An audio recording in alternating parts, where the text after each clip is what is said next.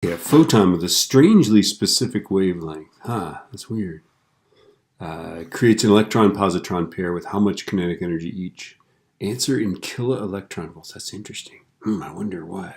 Okay, so the first thing to do is to figure out the energy of that, right? So energy is hc over lambda, right? So it's 6.626 e minus 34 times 3e8.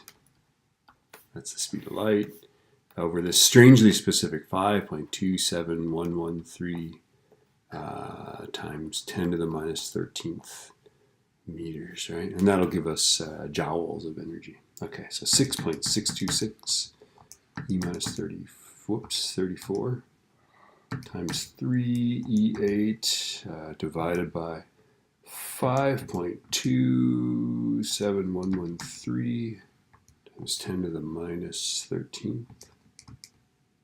All right, divided by that. And I'm getting that that is 3.771 times 10 to the minus 13th joules. And then, of course, I'm going to divide that by 1.602 to get electron volts. So divided by 1.602 e minus 19. And I've got that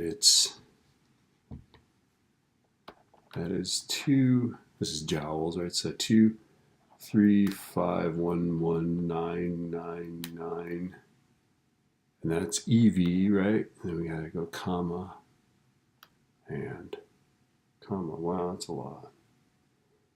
Okay, let's see. 353. Oh, 35.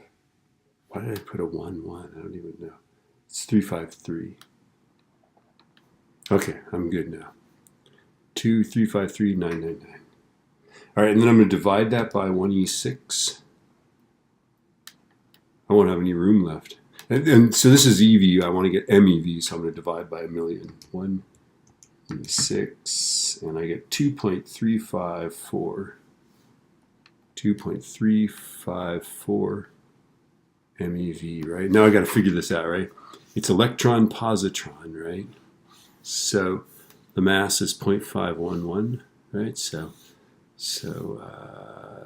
if we subtract the mass needed to make the electron-positron, we go 2.534 minus 2 times 0.511. This will be how much energy is left for kinetic energy. So minus 2 times 0.511 is 1.332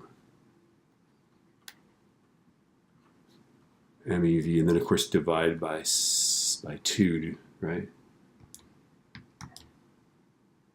And I get that it's 0.666 MeV, but we're supposed to answer in kilo-electron volts, so that would be 666 keV. Did I make this whole problem so that the answer would be 666? I don't know, you tell me.